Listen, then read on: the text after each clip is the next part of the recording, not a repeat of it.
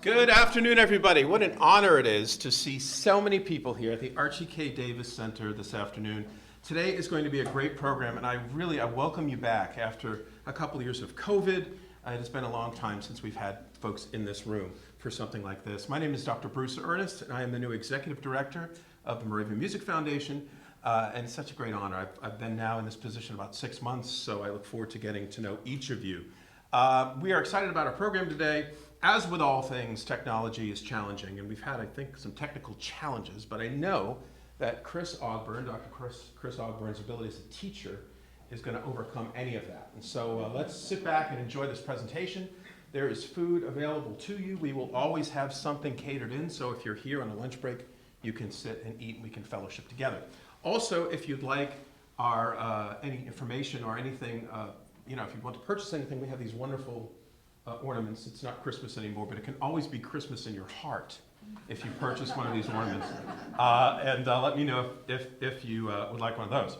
Also, if you need anything during your time here, please let me know or my staff. Trustee Eric Salzwedel is on the camera back there. Thank you very much. It's an honor to introduce Dr. Chris Ogburn. All right, good afternoon, everybody. First off, thank y'all for coming to our kickoff of the Spring 2023 lecture series. It's been a long time coming, but we're glad to have you all in the building. I was telling Sarah earlier, I've never had a first day of class in which everything worked perfectly, so of course the projector was going to bomb out on us today. A lot of this, for some of us, will be review, but it never hurts you to relearn something you already knew. For some of us, it might be something completely new, but I want to go basically back to the beginning to provide some context for what exactly Moravian music is and where it comes from. And so to do that, what we have to start with is the Moravian Church itself. What is the Moravian Church? Where did it begin? And how does music fit into that? And so when we think about the modern Moravian Church, it officially began in 1722 with the founding of Herrnhut on the estate of Ludwig von Zinzendorf. Who was Zinzendorf? Zinzendorf was a nobleman, as indicated by his last name, that von Zinzendorf was a sign of title, of patronage. This is actually, just as an aside, this got Beethoven into some trouble later in life. Beethoven's family was Dutch, and they used the von, V-A-N. In Germany, people mistakenly thought the von was an indicator of title and privilege. And so for much of his life, Beethoven didn't correct people when they assumed that the von was a title of nobility. But it all came out when he was in a custody dispute over his nephew Karl, and in the court proceedings they realized the von, V-A-N, was not a title of privilege, it was just a Dutch spelling of his last name. So Zinzendorf was the real deal, though. He was an actual nobleman. His father was Austrian. He came from a very privileged family, privileged background. He was largely raised by his grandmother, a woman named Henrietta von Gersdorf. Von Gersdorf was a remarkable woman of the time period. She was extremely well-read. She had a huge library, which Zinzendorf took advantage of. She was also very heavily involved in the Pietist movement, which we're going to talk about in just a little bit. But when you think about who was a major influence on the young Zinzendorf, in many respects, it was his grandmother, Henrietta. When it comes to his education, Zinzendorf went to Halle. He attended August Hermann Francke's pedagogium there. Francke, we'll talk about him in just a little bit as well. He was one of the leading figures in the Pietist movement. And so when we think about, again, the early foundations of Zinzendorf and how he became who he became, his grandmother and his time in Halle became huge sources of inspiration for the trajectory that his life would take. After he graduated from Halle, he was essentially forced into law school. He wanted to study theology. His family was not having any of that because he came from a noble background. So what he was supposed to do was go into court service because that's what rich people did. He loved theology. He wanted to study theology. His family said no. And so he went to study in Wittenberg, took a couple years of law school, did everything he was supposed to do. And then he did what all rich guys at the time back then did. He went on the Grand Tour. So traveled all around Europe, went to France, England, traveled down to Italy. And when he was on the tour, one thing that he did was he encountered different religious organizations and groups. So in Italy, he became really interested in Roman Catholicism and studied everything about that. He started to learn more about Protestant movements throughout continental Europe. And again, when you think about what is a foundational source of Zinzendorf as he gets older, that experience of traveling around and learning from all these different communities and groups played a huge influence on him. When he finally is done with his grand tour, 1721, he goes back to Dresden and he joins the court.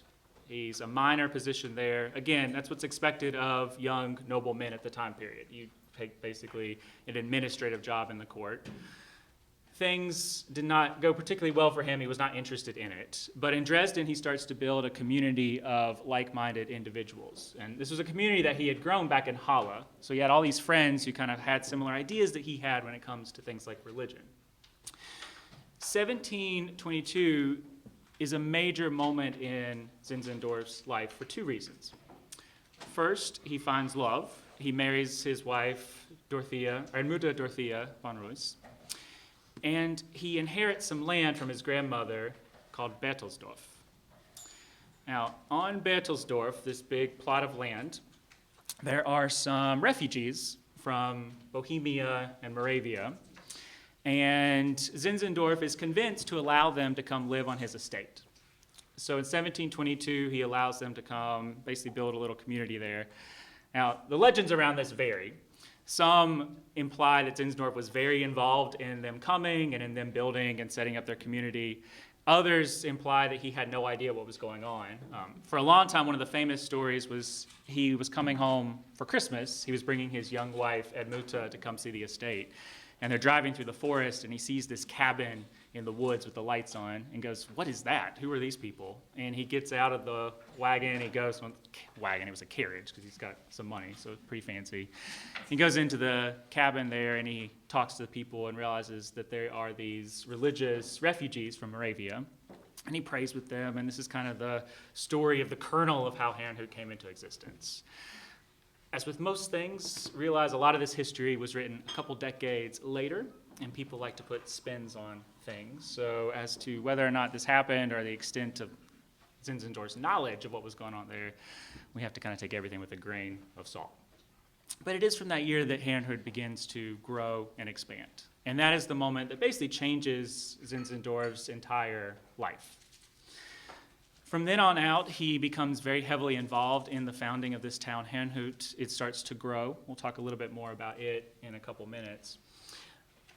But for Zinzendorf, from the beginning, he has to walk this very fine line between making sure that the authorities, the people in charge, are happy, while also appeasing this growing group of religious immigrants who have very strong opinions. Zinzendorf did not necessarily want to create a separate church. He was interested in what's known as the ecclesia, little churches within the big church.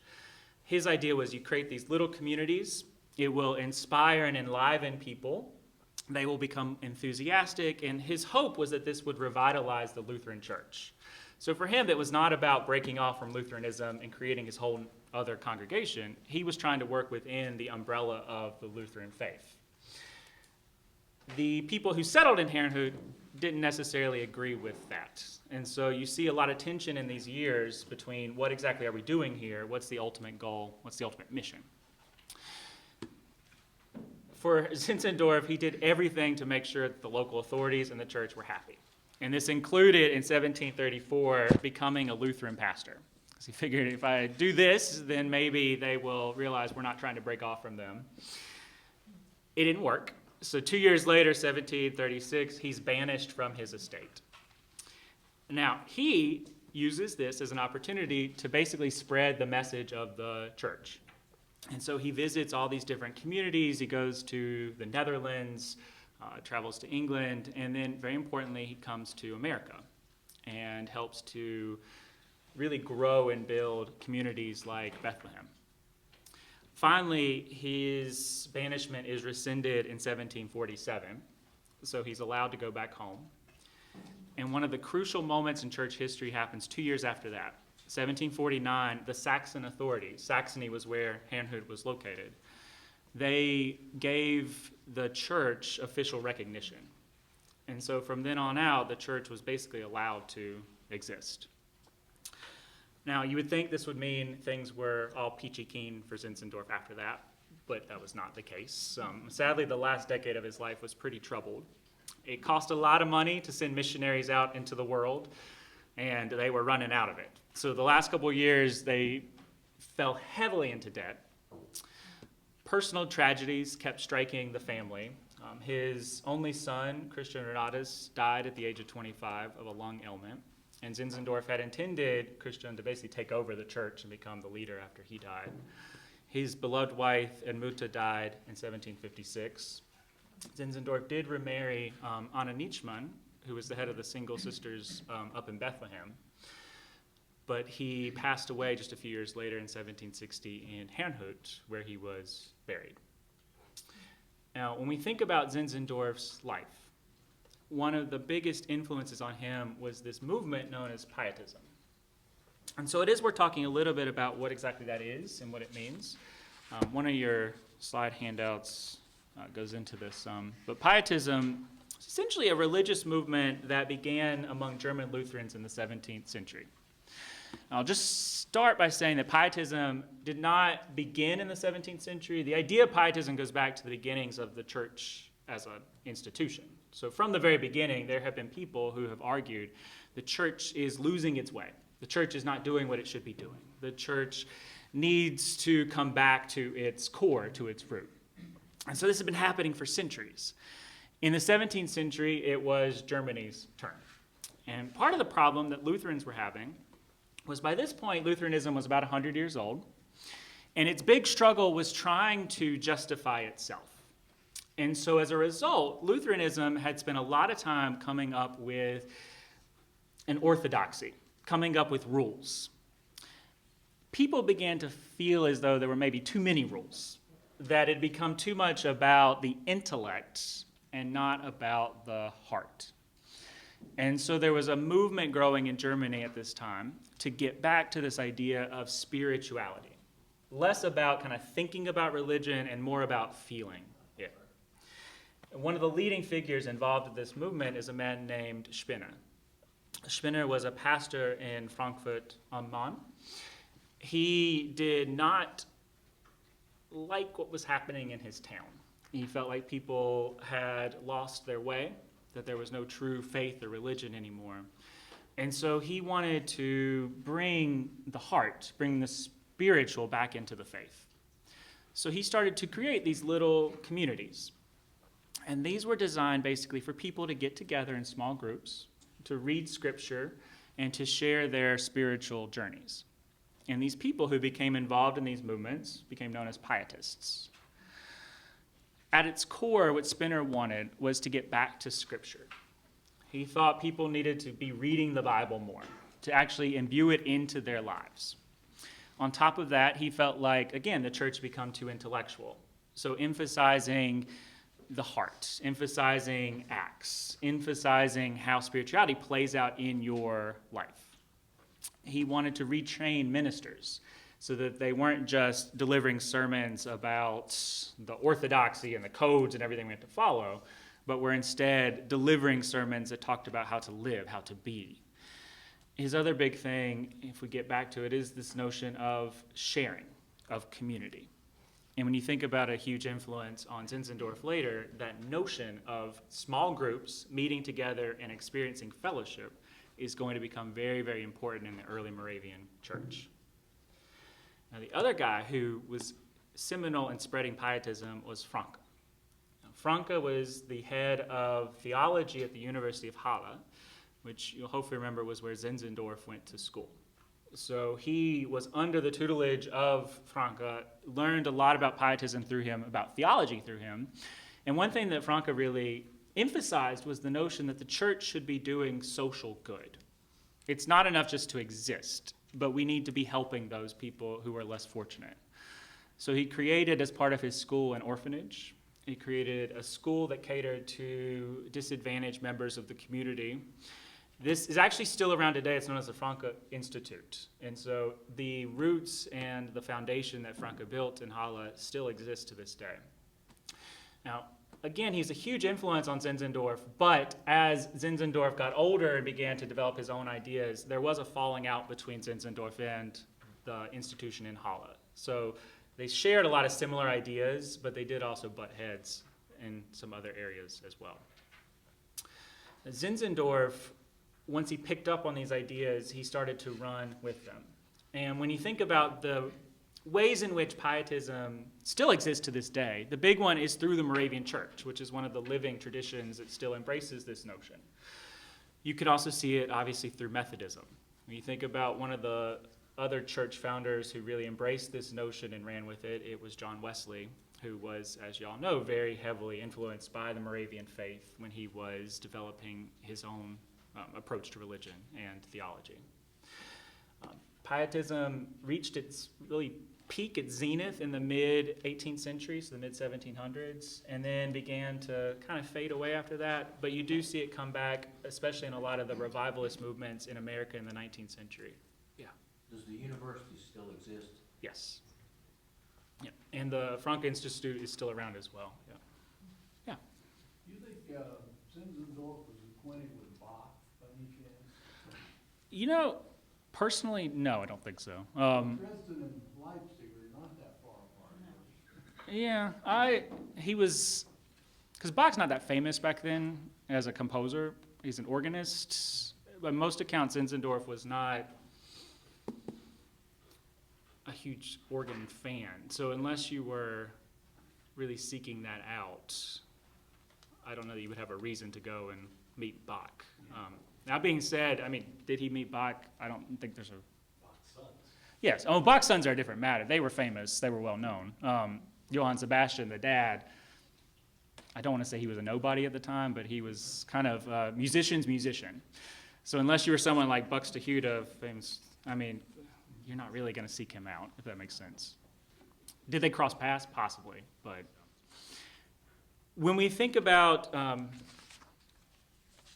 the name Moravian, I think a good question is to ask why we go by that. And it's worth noting that the North American church, we use Moravian, but obviously other churches around the world use different terms. Moravian obviously comes from the geographical region that is part of the Czech Republic today. And it refers to the settlers who first came to Herrnhut in 1722. It doesn't stop there, though. And so one thing we have to talk a little bit about is a man named Comenius. Comenius, we'll come back to him in just a little bit as well, but he was a member of a group called the Unitas Fratrum, the Unity of Brethren. They were a church that grew out of the Protestant revolutions of the 15th century in modern-day Czech Republic. You'll notice 15th century, 100 years before the official Protestant Reformation that kicks off in 1517 with Martin Luther. So about 100 years before that was John Hus. John Hus, the priest who raised a lot of concerns about the church, and as payment was burned at the stake as a heretic. A couple decades later, 1457, a group of his followers founded a church that was based off of John Hus's ideals. That church became known as the Unity of Brethren. And over the next couple of decades, they actually did fairly well. They grew in size. They became a really prominent church in the area. There's some estimates that by the end of the century, roughly about half the Protestants in that area of Europe were part of this church. So everything was going pretty well for them until about 1618. And you might know what event kicks off in 1618. The 30 Years' War, right? It obviously wasn't called that at the time. I think if they had referred to it as the 30 Years' War in 1618, people might have been a little concerned we were about to embark on a 30 Years' War. But got that name a little bit later. It was devastating. We don't study it as much in our history classes today, but in Europe, this was really, it's hard to overstate just how awful this war was. Not just for the soldiers, but also for the populations. Decimated entire communities. Famines resulted as an after effect of the battles, because they often obviously occurred in fields. Crops were destroyed, and so the food was destroyed as a result of that. And so it had huge lasting ramifications for decades and centuries to follow. There's actually some people who say the 30 Years' War may have helped to spur on the Pietist movement, because as people are living in a period that feels as though the world is ending, they're looking for reason. They're looking for purpose. And turning to God and to spirituality is one way that people deal with a lot of that trauma. And so there's some that argue that one of the reasons Pietism really takes off in the 17th century is because of what was happening in politics at the time. Now, the Brethren became involved in the war, as everyone did. They fought on the side of Emperor Ferdinand I. And in 1620, they were defeated at the Battle of White Mountain. And this was really the beginning of the end for the unity of Brethren. Yeah. Well, what was the general area of the 30 Years' War? Well, it wound up encompassing most of what today we would call Central Europe. So that region of Austria, Germany, that whole kind of midsection there. It's really fought around the Holy Roman Empire, and that was kind of their terrain, was that mid-central part of Europe. With their defeat, they soon began to face persecution. And a couple decades later, in 1627, Protestantism was outlawed in Bohemia. So the only religion that could be practiced in that part of Europe was Catholicism. Protestant Bibles were destroyed. Protestant hymn books were destroyed. Protestants were either forced to flee or they were forced to convert to Catholicism. And so essentially the church vanished. Now, it was kept alive because there were a small group of people that became known as the hidden seed. And one reason we call them the hidden seed is because of Comenius. So Comenius was one of these members of the unity. Like a lot of prominent figures at the time, with the outlawing of Protestantism, he fled. So he lived most of his life after that in the Netherlands, spent some time in England. But he wrote a number of histories of the Brethren. He wrote about their theology. And in his books, he talked about his hope that decades from now, centuries from now, this hidden seed of loyal adherence to the true faith would come back and be able to plant that seed and grow a church out of it. Several decades later, centuries really, 1722, a group of these migrants, they're getting restless. And one of the reasons they're getting restless is they're seeing what's happening in Germany. This is the height of Pietism, there's Protestantism growing, they're seeing all these things happening in their neighbors, and they're not able to express their faith in an open way in their homeland. And so a lot of them decide they want to move. And one group of these people got in contact with the landlord of Zinzendorf's estate, and they made a deal to come live there. And it was through that that we get, again, the founding of Herrnhut. And so when we talk about the connection between the unity of the Brethren and the eventual renewed Moravian Church in 1722, that group of migrants is one of the really important key connectors. The other thing, though, to keep in mind is that there's been some debate as to how closely tied the modern renewed church of 1722 is with the old unity of brethren from the 1500s. So some people argue it is a very direct connection, that the Moravian church, when it sprung up, was a direct descendant of the unity of brethren. It is a continuation of the unity. They should be thought of as one church, which one long history. Others take a less generous view and have basically argued that the only thing connecting the modern renewed Moravian church to the unity of brethren is the name and the fact that they decided they were part of that. To be honest, the truth is probably somewhere in between. We have to, again, go back to Zinzendorf a little bit. So Zinzendorf read a book that had been published in 1702 that was a collection of Comenius's writings. And in this book was the history of the Brethren. Zinzendorf was very inspired by this book, and decided to make a translation of it. Now, when we think about translation today, we tend to think of it as trying to get as close and accurate to the original text as possible. This was not necessarily Zinzendorf's idea going into it. So this was about 1727, had written an agreement called the Brotherly Agreement. And this was essentially an agreement among everyone in Herrnhut that they would abide by these rules and live together. And Zinzendorf goes to the community and says, I just found this history of the unity of brethren, and look, it's exactly the same as our brotherly agreement. This must be God's will. We are a continuation of this church. Look at the similarities. It can't just be a coincidence. And there were a lot of similarities, but Zinzendorf also kind of helped to put his thumb on the scale just a little bit. When he was translating the history by Comenius, he took a loose translation of it, kind of paraphrased some things, essentially tried to make it kind of fit into the brotherly agreement and what they had already done. So was there a connection there? Yes. Was it quite as closely tied as he felt it was or was presenting it as? I'm going to leave that up in the air for you to decide. But again, with history, we got to remember people are liking to shape things to their own ends, for good or ill, and we're going to give Zinzendorf the benefit of the doubt there. Right. So in Saxony and most of Germany at this time, although when I say Germany, just take into account there was no Germany at the time, it didn't exist. But the states that make up what is today Germany, for the most part, had taken a pretty loose view as to what religion was practiced. However, it was determined by whoever was in charge of that land. So whoever the lord of the land was, they basically got to decide, we're going to be Catholic or we're going to be Protestant. And so the laws were a lot looser in that area of Europe than they were in Bohemia, where the Holy Roman Empire, they were Catholic, you were going to be Catholic, and they were pretty strict about making sure you followed that. I mean, there are stories of people fleeing from there to try to get to Herrnhut who were often kind of thrown in prison. A lot of them fled in the middle of the night because they knew they were going to get in trouble if they were caught trying to leave.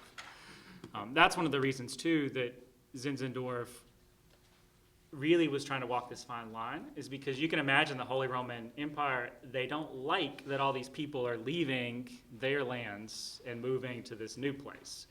And so Zinzendorf had to be very clear that he wasn't specifically seeking these people out, that he wasn't going in there and grabbing them and bringing them, that they were kind of making this choice on their own. But we're talking about cover as well. One of the reasons he ties himself to the unity of the brethren is it gave them some historical coverage. Because now it's not we're creating this brand new church. There's a little bit more legitimacy because we're tying ourselves to this older tradition that's been around for a long time, and that helped to also kind of give him some cover amongst the local authorities. So again, there's often a lot of different things working behind his motivation as to why they're presenting themselves in a certain way. Yeah. Is there any tie-in with the theology of apostolic succession and the unity of the brethren, or the new Moravian Church and legitimacy through that? I would argue a little bit. Not knowing as much about their theological origins, I can't speak too much to that, but there's a connection. I had heard that the early ministers in the church, and I don't know whether it was the Brethren or whether it was the Zinzendorf New Movement, but I had heard that they had claimed legitimacy because their ministers had been baptized by Lombardy bishops that were a little bit renegade Catholic Lombardy bishops in order to preserve the chain of apostolic succession. Yes, and when we think about David Nietzschmann in 1735, they sought out Jablonski, who was Comenius' grandson, to ordain him to try to preserve that line as well, and again give them some legitimacy. So they're very conscious of making those connections to try to tie up all these loose ends.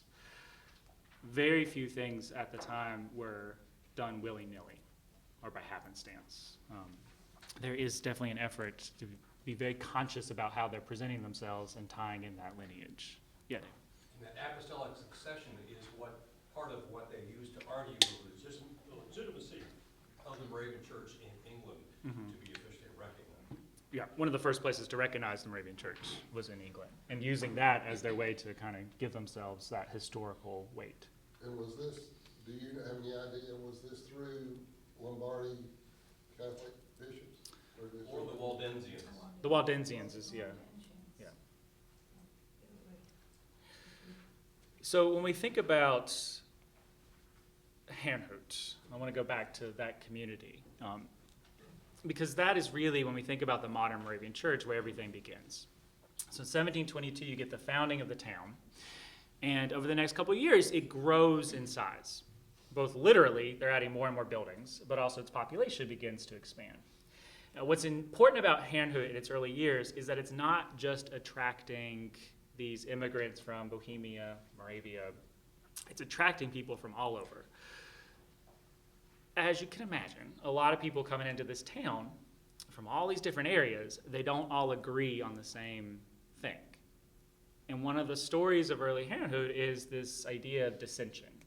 No one really able to agree on the direction they want the town to take, whether they want to build a church, whether they want to just be part of the Lutheran faith. There's a lot of tension in the air in these early years. Zinzendorf, for much of this time, is spending half his time in Dresden, then he comes to Berthelsdorf, he's got a foot in both worlds. It becomes obvious to a lot of people that things as they are not going to be sustainable. That this little community that was created was a good experiment, but it just wasn't going to work. The historical date that we all know today is August 13th, 1727. That is, at least in the story, the myth-making of the Moravian Church, the moment where all of this dissension fell away. People joined together in community, and the church basically sprung out of that. As with most myth-making stories, take it with a grain of salt. There's a lot going on behind the scenes. But this was a significant moment, this communion amongst the true believers. And it was done partly through Zinzendorf pulling a lot of strings, going amongst the community, talking to a lot of people, and getting them, I mentioned it earlier, the brotherly agreement. This was the year that document was written up. And so he's getting everyone to basically buy into this agreement to live together. He's also making them aware of this connection to the unity of brethren, which is giving them more purpose. So more people are buying into what's happening here. And he is now living full-time in Herrnhut. So 1727 was really a watershed moment for the community. Zinzendorf moves to town full-time and becomes 100% involved in the running of it. And it's really from there that the idea of this church begins to take root and begins to grow. A couple years later, one of the big turning points was 1732 when, and we'll talk about this in a minute, they began to send missionaries out into the world. And from there, the Moravian Church began to expand and grow to what it is today. Now, when we talk about, again, the idea of legitimacy, one of the big moments was the ordination of David Nitschmann, who became the first bishop of the renewed Moravian Church in 1735. And again, to do this, they went to Jablonski, who was the grandson of Comenius, again, to tie themselves to the unity of brethren, to give their new church more credence, more legitimacy. When we look at Herrnhut, it became a model community, a place in which civic life became closely intertwined with religious life. Essentially, what they developed was a theocracy. But it was a theocracy that was rooted in the idea of community and the importance of community, of people living together. And it was through the model of Herrnhut that the settlement communities throughout continental Europe, but also North America, the West Indies, that it's through their modeling that these communities began to grow and develop over the decades that followed. When we look at the church at this time, I want to now turn to the idea of music, because that's why we're here today. Music in Herrnhut, music in the Moravian Church. From its beginning. Yeah. When Zinzendorf essentially founded Herrnhut, or became its leader, patron, you know. Was he still considered royalty, or as, Yeah, he was part of the nobility through his life, yeah. okay, It's, again, kind of that complicated legacy of him preaching this notion of simplicity, and on some level he did practice what he preached to a degree, but he still throughout his life was of that aristocracy. And I hate to speak ill of the dead, but if you go to Herrnhut, to God's Acre, you'll notice everyone, it's just like ours out here, the flat, square tombstone, except for the Zinzendorf family, who has these giant blocks in the middle of the walkway, so you can't avoid them. So we are all equal, but they're some are more equal than others. Yeah, exactly. So when we look at the community of Herrnhut, well, one thing to note is it is developing in Germany, and Germany has a very strong musical life that is developing during this period. One thing that's not a coincidence, it is in this era, the 18th, 19th century, that the notions of Germanness are beginning to develop. And one thing that people are starting to really grab onto is this idea that Germans are a particularly musical people. For centuries, the musical powerhouses of Europe were obviously Italy and France. The Germans were known as the great mimickers. They were fantastic at copying what the Italians were doing. They were great at copying French music. They couldn't create anything unique on their own. It is this moment in time when Herrnhut is being formed and created that is starting to shift and change a little bit. And so you see musical life really flourishing in Germany during this period. And that's true in Herrnhut as well. And it starts with Zinzendorf. Actually goes back to your question a little bit. Zinzendorf, as a count, had a rich musical life within his home. And this was typical of German aristocracy. Typically, and this was true really across Europe, if you were of a certain social status or class, you had servants in your house who performed music for you. The more money you had, the more musicians. And so Zinzendorf had grown up in this world where music was just part of the background. It was part of life. And as he got older and moved to Herrnhut and built his own house there, music still played a very important role in his social life and in his home life. Now, he would invite the community into his home at certain points, different choirs, different groups, to come listen to the music. But for him, it was always just part of his existence, his life. There was always music there. A lot of the immigrants coming into Herrnhut were musicians. They sang, they played different instruments, and they, from the beginning, gave performances. There are records from 1727 of musical events taking place, not just within worship, but in the community overall. Stories, if you know the geography of Herrnhut, right beside God's Acre, if you go up towards Berlesdorf, there's the big mountain, right, the Hütberg. And there are stories of performances taking place on the Hütberg. Stories of music being played in the square, in people's houses. That music was just part of daily life at the time. 1728, the first musical group, a cappella, was formed. And then a couple years later, 1731, there was a Collegium Musicum formed. Collegium Musicum is an instrumental ensemble which has its roots, again, in German civic life. Some of the most famous examples, actually going back to Bach, was the Leipzig Collegium Musicum that was formed a couple years before this. And these were groups that performed secular music. Herrnhut got one in 1731. In the years that followed, all the Moravian settlement communities created a Collegium Musicum as well. It just became part of the social fabric of these different Moravian settlements. 1731 was also the year that Herrnhut purchased its first set of trombones. And again, when you think about the tradition and the history of the Moravian Church, that was a seminal moment in its music making, was the purchasing of those instruments, which not only provided music for different religious events, but also, again, civic functions as well. In thinking about why music was so important to Herrnhut, one thing we also have to talk about is the role of education within these communities. And again, this goes back to Comenius. Comenius not only wrote about the unity, but he was also one of the forefathers of modern education. He, in particular, revolutionized the way people study languages. He wrote one of the first picture books intended for children, the Orbis, and really advocated for the idea of universal education for boys and girls. When we think about the history of modern education, there is no figure, you could argue, more important than Comenius. How does this tie into music? At the time, when people thought about a proper education, music was included in that definition. And so in all of these communities, beginning in Herrnhut, but then spreading to all the different settlement communities, there were educational institutions created. As part of this, they taught the normal curriculum, but they also taught music. So pupils were taught how to sing, but they were also taught instruments.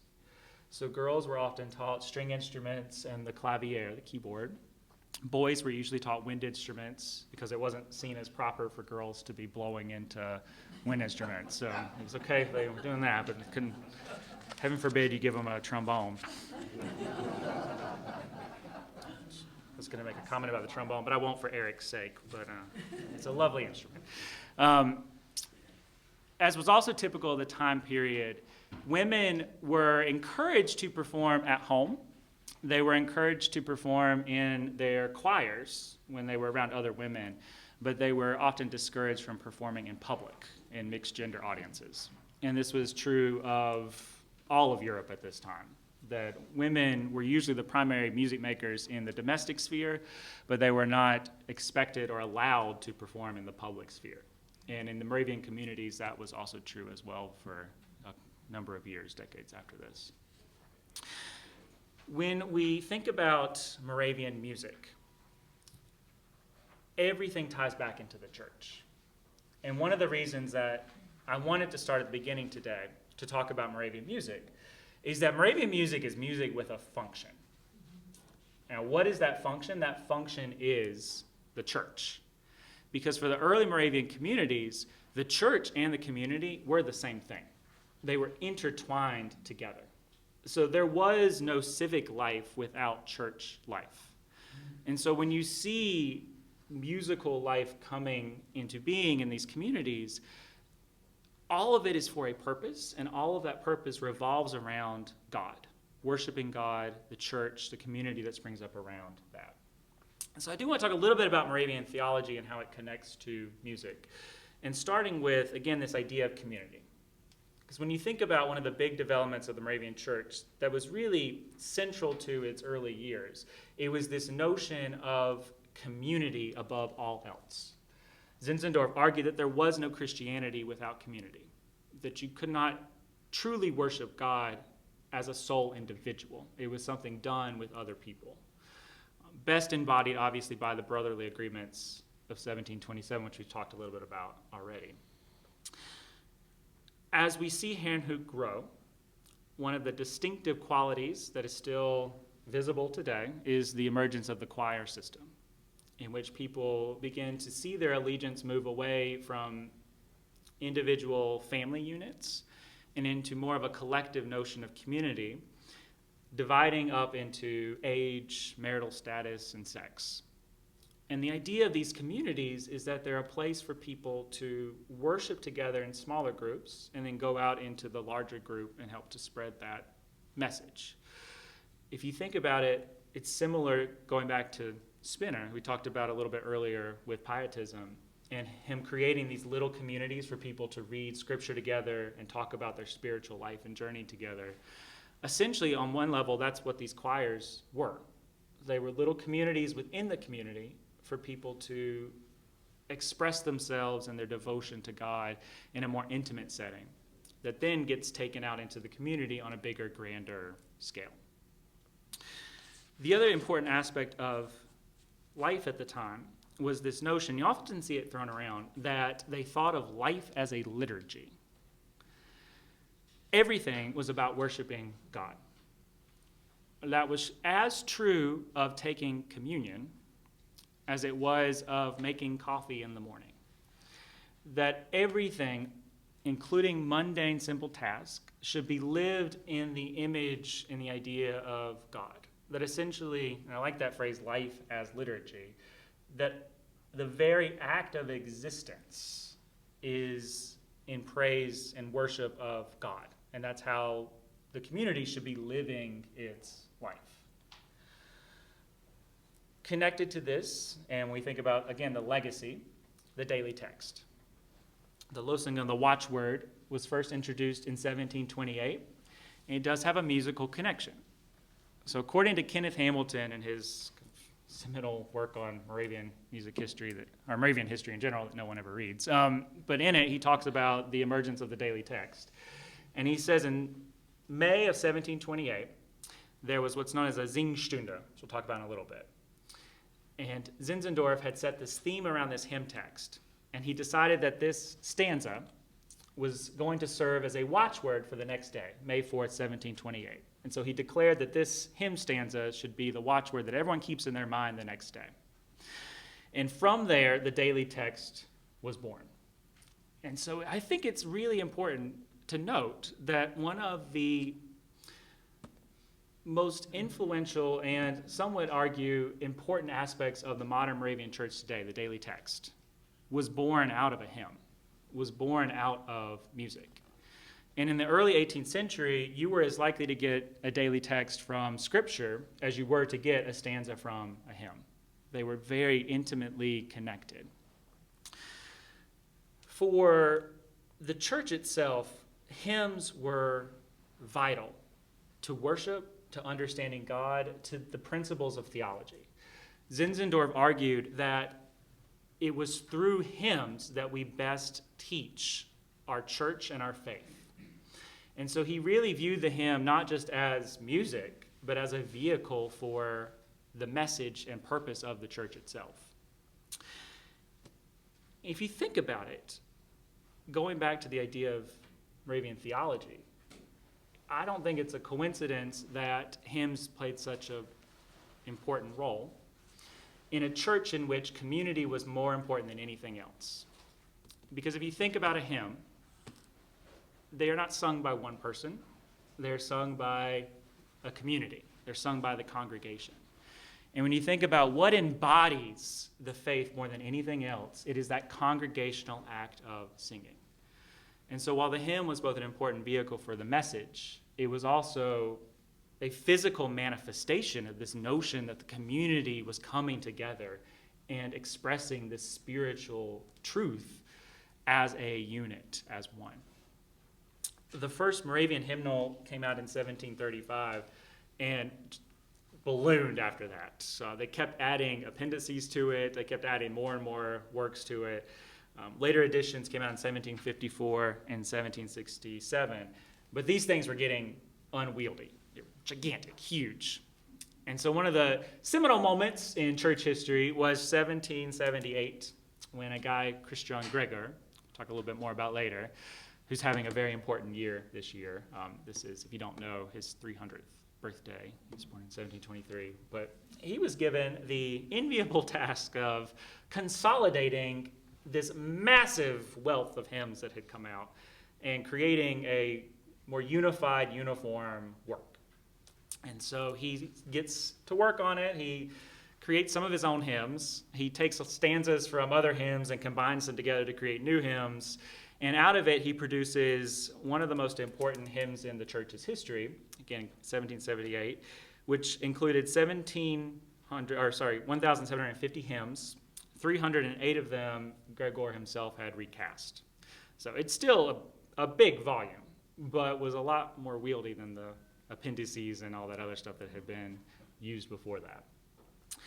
When you think about hymns, I think this is also what's remarkable. There's 1,750 hymns in this hymnal. As Moravians, you would have been expected to know all of them by heart. Memorization was vital. It was key. The Synod of 1750, this is a very famous quote, wrote that a congregation of the Savior must be able to sing without a book, for they should live in the matter. One passes a hymnal to a stranger.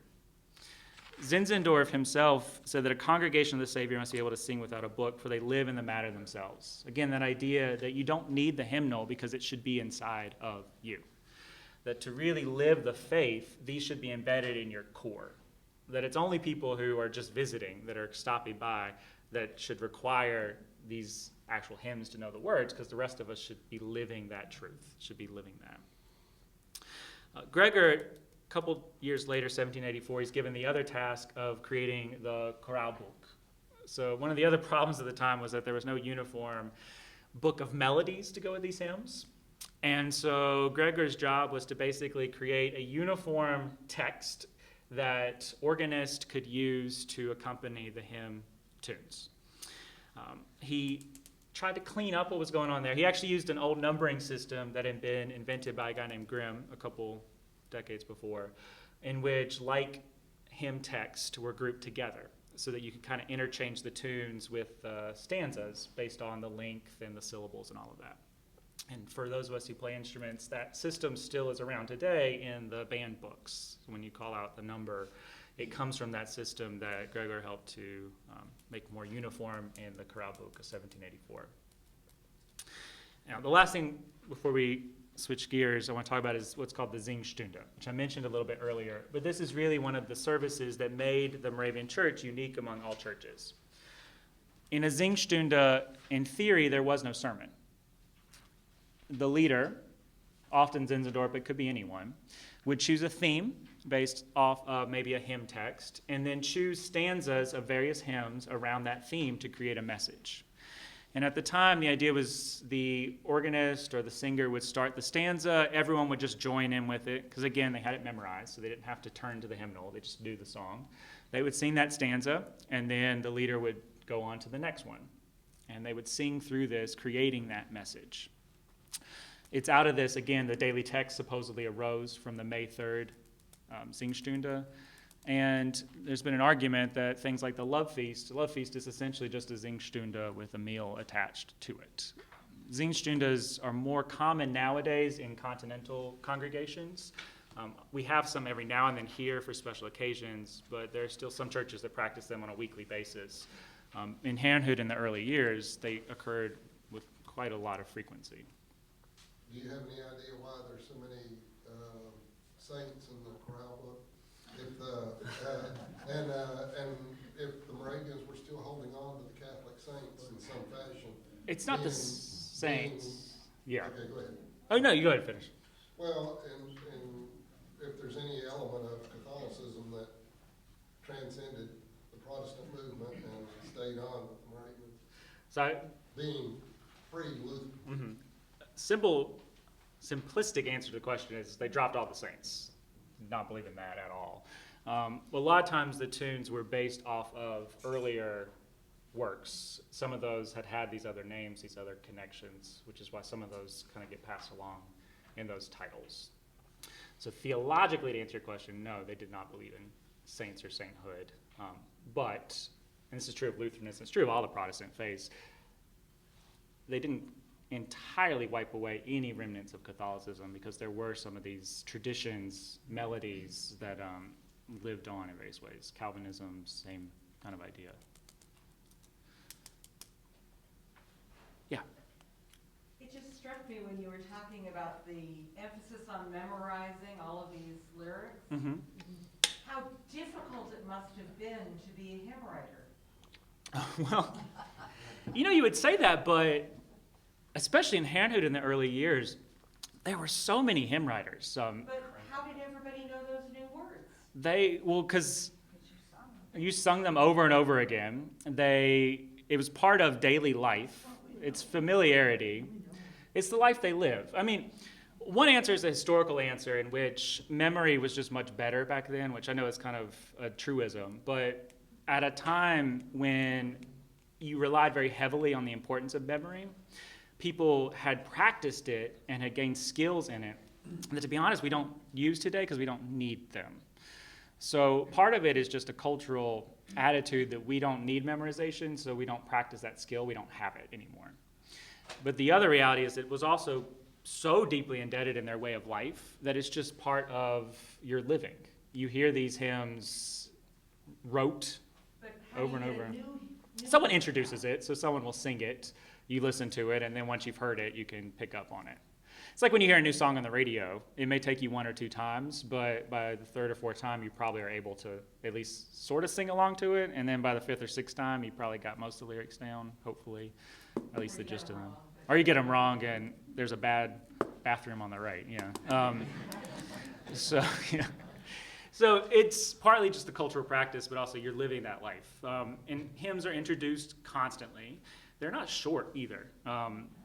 Some of them are just hundreds of stanzas long. So you're not necessarily expected to learn all 700 stanzas of Zinzendorf's new hymn, but maybe 1 or 2 of the highlights of it.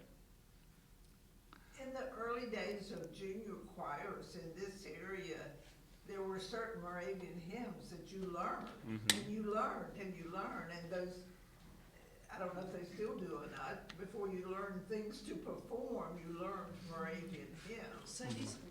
Yeah.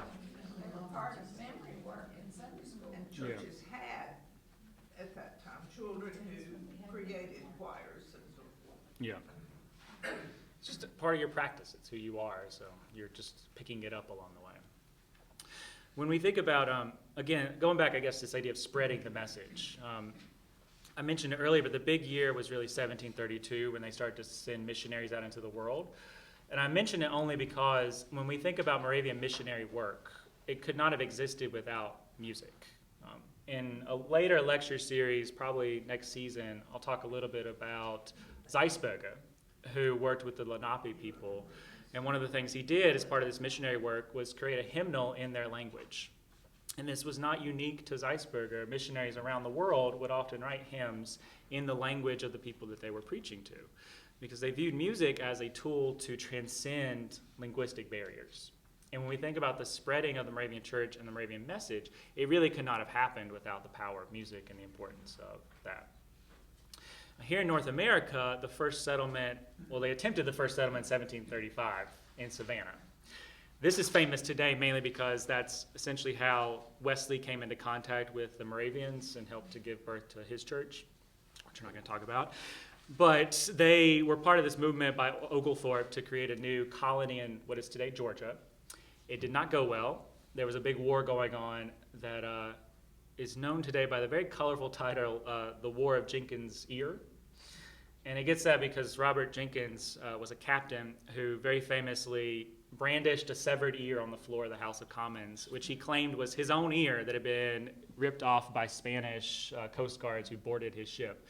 And this was supposedly the instigation for this big war between England and Spain. Because of this, this was not a good place to settle. And so the Moravians basically gave up. They went back, and eventually they went up the coast to Pennsylvania, and they founded Bethlehem in 1741.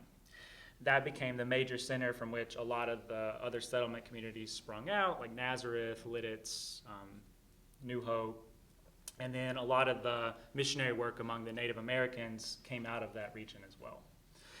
Now, for us, we're a little maybe prejudiced, but the other big moment was the purchase of 100,000 acres of land vacant, which became Wachovia, and led to the founding of Bethabara in 1753, and then Salem here in 1766. For music here in North America, one thing to note is that everywhere Moravians went, musicians went with them. And that included people playing music, but also composers. Moravian composers were not just Moravian composers. They were all sorts of other things. When you look at the biographies of the people who wrote a lot of the music from this period, they were pastors, they were clerks, they did all sorts of other jobs. Music was just a part of it. When we think about the golden age of Moravian music, it is this time period, the mid-18th century. So basically from around the 1750s into right around 1800. Notably, this is also in Western art music, the exact same time that is called the classical era. This is the time period of a lot of the big names, Haydn, Mozart, Beethoven. This is when they were alive. And I mention that, as we'll hear in a little bit, because the musical influence among a lot of Moravian composers was directly connected to what was going on in the world around them. And this is one thing that often gets lost because we think of Moravians as being a very insular community. They kind of cut themselves off from the world. They wanted to live their own view of life. But they still interacted with the outside world. And one way we very clearly see that is through the music, because the music is indebted to what was going on in Mannheim, what was happening in Vienna, what was going on in all these different courts of Germany. Clearly, these Moravians knew that music because it informed the music that they were writing. And so while they were living this insular life, that does not mean that they were completely cut off from what was happening in the world outside of them. One important thing Moravians did is they copied music. This was not unique to Moravians. Everyone at the time did it. It served two purposes. First, it was thought of as really good training. So Mozart, for instance, copied thousands of pieces of music because it was thought that that was the best way to learn composition, was you copied someone else's music so you could see exactly how it worked. It also served the purpose of giving you a copy of that music, right? It's a time where you can't just go make a Xerox of it. You have to do it by hand. And so you both get a copy to keep, but you also learn the intricacies of the piece itself by doing it. Moravians were very adept at copying. They copied thousands of pieces of music by some of the leading composers of the period. The Stamitz family, who helped to basically create modern instrumental music in Mannheim, Germany. Mozart, Haydn, all of the famous composers of the period were copied by the Moravians. And a couple months from now, I'll talk about the history of this institution. And one of the things I'll talk about is our collection. A lot of our collection is made up of these handwritten copies of this music. Some of them are the only known copies that survived to this day. So there are some pieces that we have that don't exist anywhere else in the world.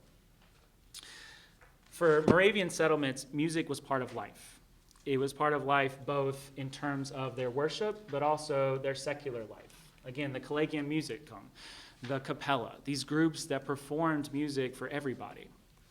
And when we think about the contributions of Moravians to American music, they were the first in a lot of different areas. There's some arguments here, but they were likely the first people to write, at least Peta, chamber music in the United States. It's thought that they were the first people to perform Haydn's creation in America. There are probably many other firsts of the Moravians when it comes to premiering works, but there's no record of it.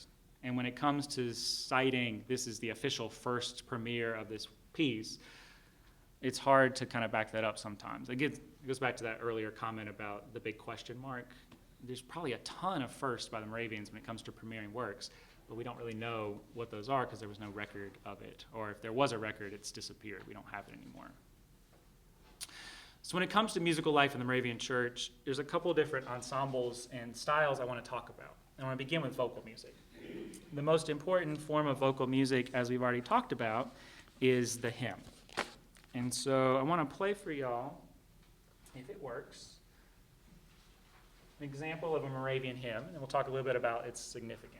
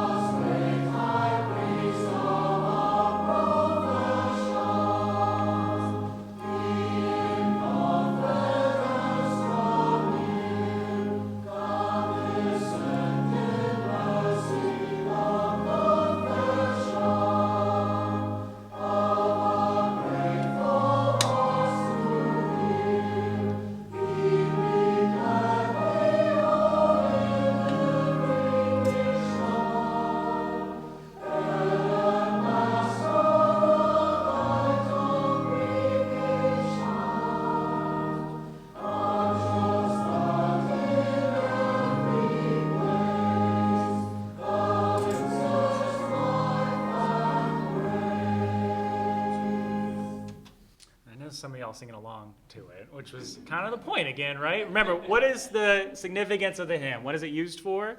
It's used for community. It's used to spread the message. When we look at Moravian hymns, there are some common attributes. One of them that sticks out to a lot of people who are not used to Moravian hymn singing is that there are the four parts, and they're always going to be sung. You're not going to go into a Moravian congregation and just hear everyone singing the melody line. You're going to hear that soprano, alto, tenor, and bass. That four-part harmony is very important. The other thing you'll notice is that the lyrics are easily understood. And this goes back to Zinzendorf. The idea of the hymn is that it is a vehicle for spreading the message and the theology. You cannot spread the message if you can't understand the text. So the words have to be very clear, have to be presentable, able to be comprehended, because otherwise, what's the point?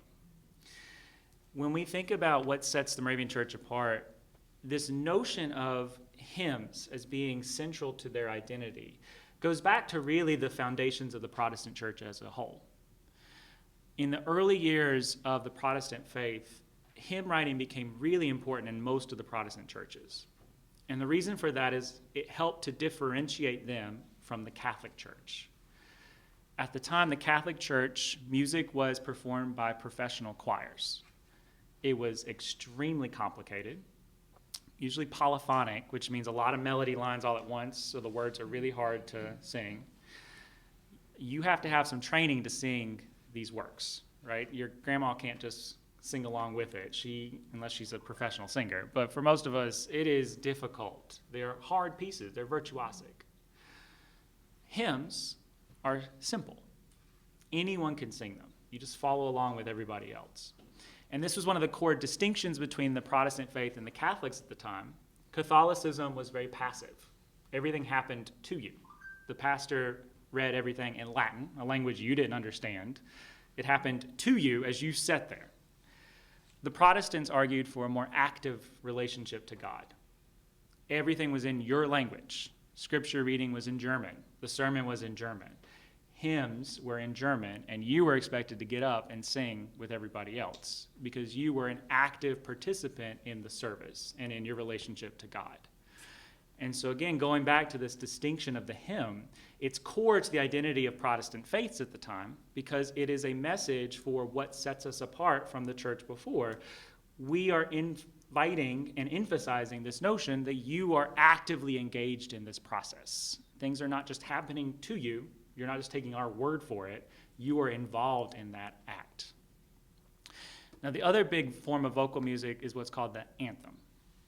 Now, Gregor was one of the first guys to introduce the idea of the concerted anthem, which is an anthem with a small orchestra.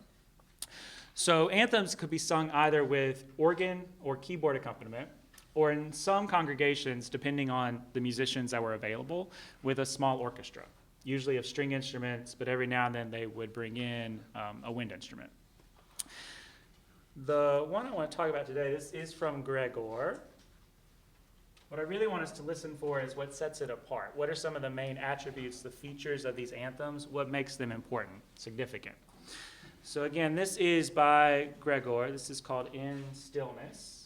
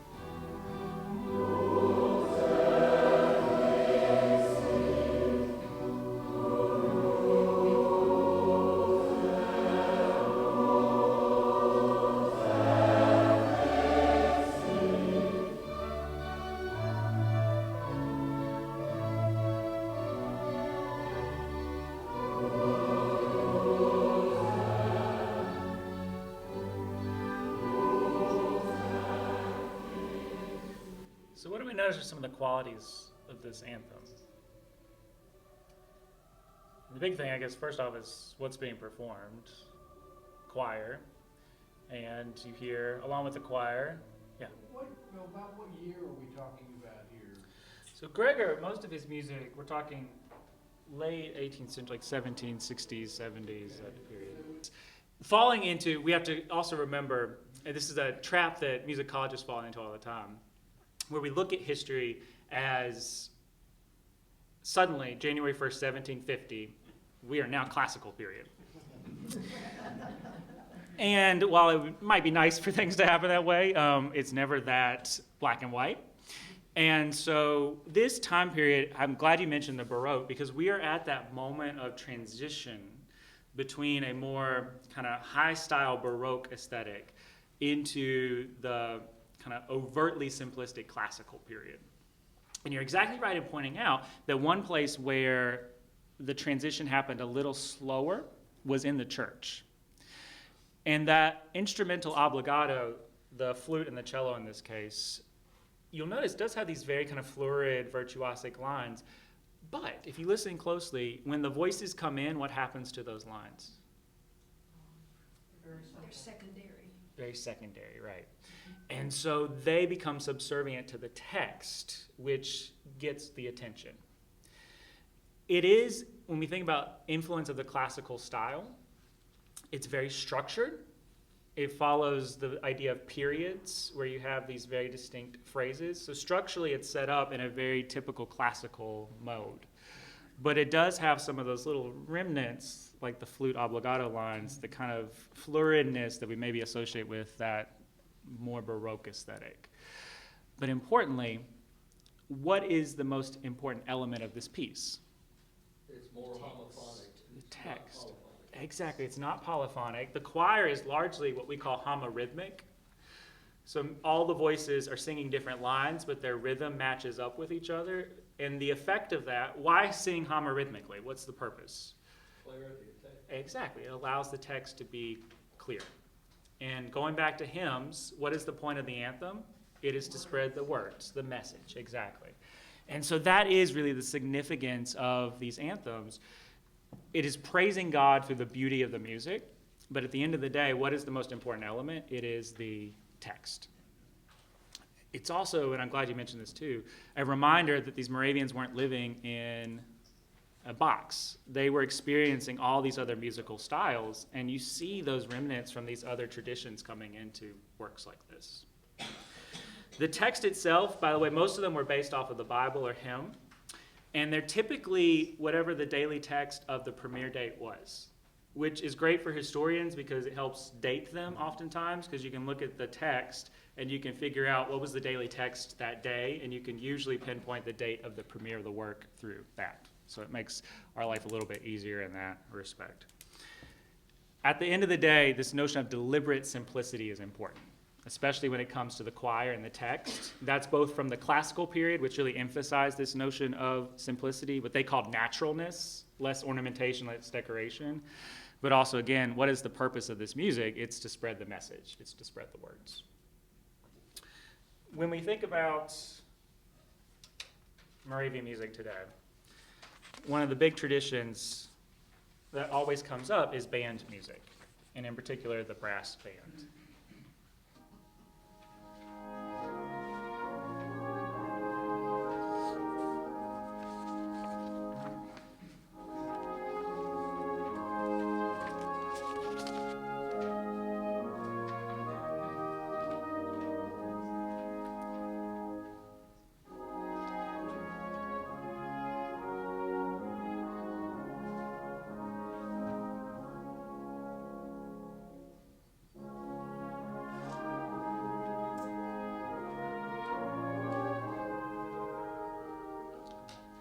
Name that tune. This is 230A. And again, it goes back to the Gregor numbering system.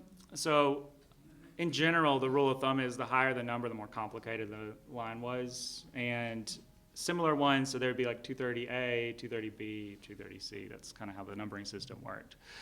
But this piece, it demonstrates a couple things for us. One, the use of brass music, brass instruments, typically, obviously, outdoors. And this is a tradition that was true all throughout Germany at the time period. Brass bands were outdoor groups. And they often served civic purposes. So they would announce certain events were happening, that people were coming, heralding the arrival of an important person. These brass bands in the Moravian Church, they served a similar purpose. They were outdoors, and they were to herald events. Sleepers Awake, what's its purpose today in the church? Easter, right. It's the first piece that the bands will play before they go on the Easter rounds. Again, kind of going back to that old idea of the town band, announcing arrivals, announcing big events. So these brass bands traveling around announcing the arrival of Easter, the resurrection of Christ. Obviously, early on, these were brass bands, but over the years, they have expanded to include woodwinds and even instruments that did not exist at the time, like the saxophone, which you could argue, for better or worse, has become a part of the band.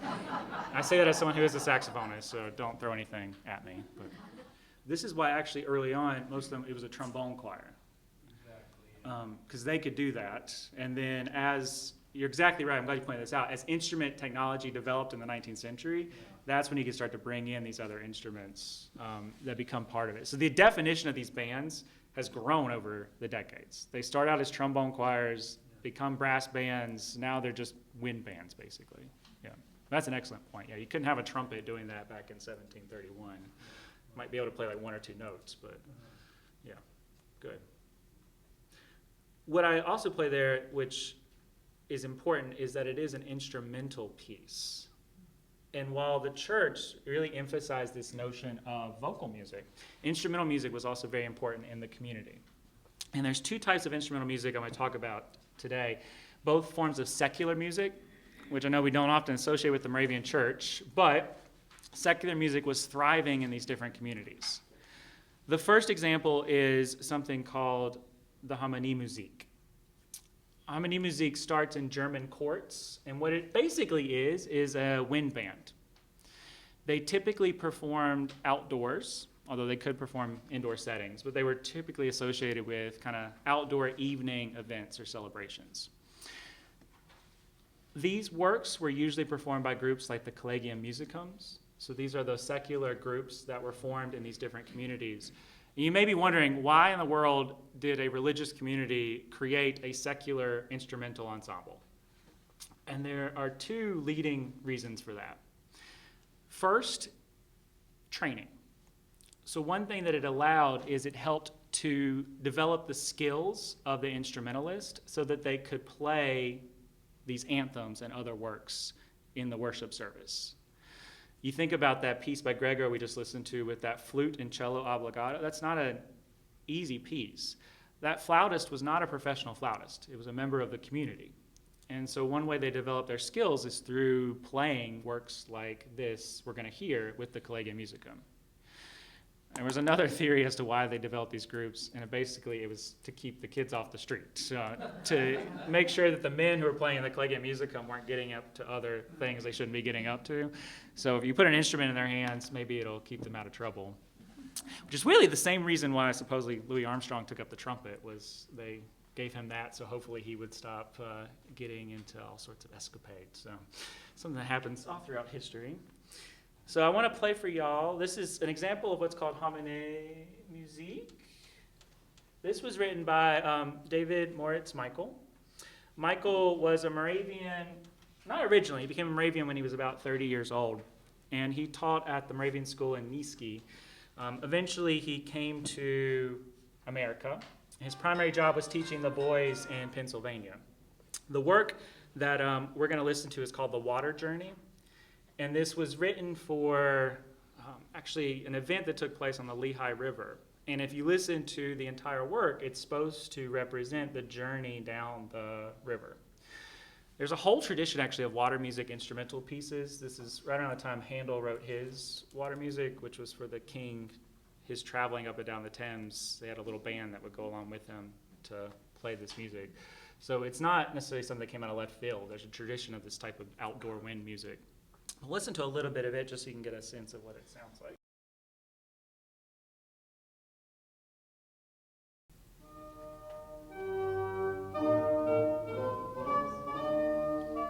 This is the march.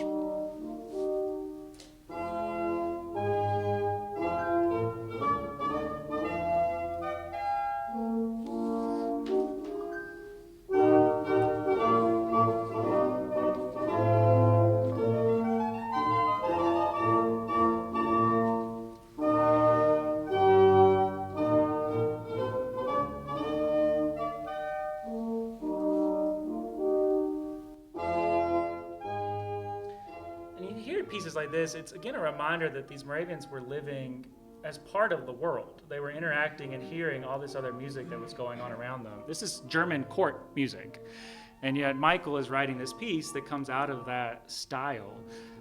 There is that back and forth dialogue that's happening between these Moravian communities and the larger culture outside of them. And here, these are not the most virtuosic pieces in the world, but they're also not simple. They require some talent, some technique. And you can hear how they really work as training pieces for these different instrumentalists. The other thing just worth noting, this gets back to your comment, when we think about wind music at the time period, you'll notice what are the types of instruments that we are hearing.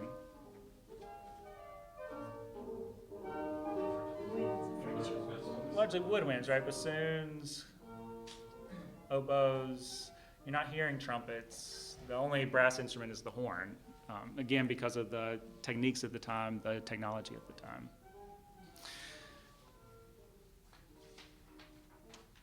The last one I want to play for y'all is a very historically important work. This was an example of string chamber music. So we just heard wind instruments. There's also chamber music written for strings. The 18th century was the golden period of string writing. When you think about chamber music for strings, it's the classical period that it was born. Prior to this, obviously the Baroque period, everything used what's called a basso continuo. So that's a harpsichord and usually like a cello or a bassoon. That was the foundation under all Baroque music. One of the innovations of the classical period was the birth of chamber groups like the string quartet that did not use a basso continuo. So you had all instruments of one family playing together, which allows for a blending of the sounds that you would not have gotten in an earlier time period like the Baroque period, where, I mean, love it or leave it, the harpsichord has a distinct sound, right? When it's playing, it does not blend in with anybody. The string quartet, the violins, violas, cellos, they're all part of the same family, so when they're playing, you hear that blending together. We're going to listen to a piece by Ph.D., who's considered one of the most important Moravian composers in America. Ph.D. was very talented, so much so there's in his Lebenslauf, his memoir after he died, there was a comment he had written that his musical talent had caused him some anxiety. And it's kind of ambiguous what he means by that, but it seems to be implied that he was getting too much fame from his music and started to question whether what he was writing was for God's glory or for his own glory. And when we think about the Moravian composers, that's important to remember is that while they may be writing secular music, the idea is that you're not writing it to glorify yourself. It's all part of this life is liturgy, right? This idea that everything you're doing is on some level worshiping God. And so for guys like Ph.D., when he started to think that maybe he wasn't doing this for the right purpose, he kind of pulled back a little bit. Everything Ph.D. wrote was vocal except for a series of string quintets. String quintets, it's what it sounds like, it's 5 string instruments. These became very popular at this time period, mainly because of Mozart, who probably wrote the most famous string quintets. His first one was 1782, and then his last one was his death, 1791. Ph.D.'s came out right in the middle of that. And so I want to play for you one of his string quintets. In this case, it's what's called a viola quintet because you double the viola. So it's 2 violins, 2 violas, and a cello. The other example of the quintet is called a cello quintet, and that's 2 violins, viola, 2 cellos. So this is the Ph.D. string quintet, number 2.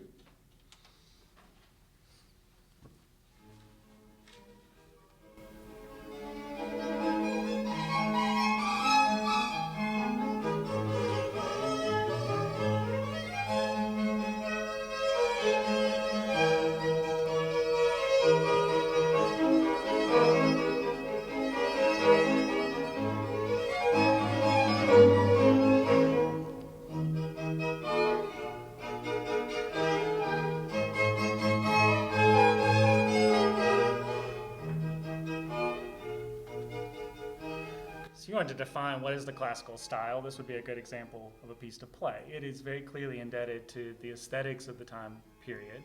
So it comes out in 1789, so it's right in the midst, again, of Mozart writing his string quintets. He died 2 years after this, 1791.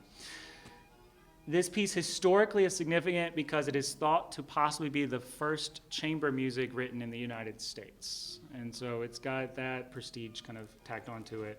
And again, it's the only piece of non-vocal concerted music that Ph.D. wrote. And the question is, why? What was the purpose of writing this piece? Why did he not write others? Did he write others and we just don't have them? Did he destroy them? Did they just disappear? It's one of those big questions that kind of you want the answer to but may never get. But there's always hope, maybe. Do you ever hear a double bass in the string quintet? A little bit later we get into more like the Romantic era. They start to expand.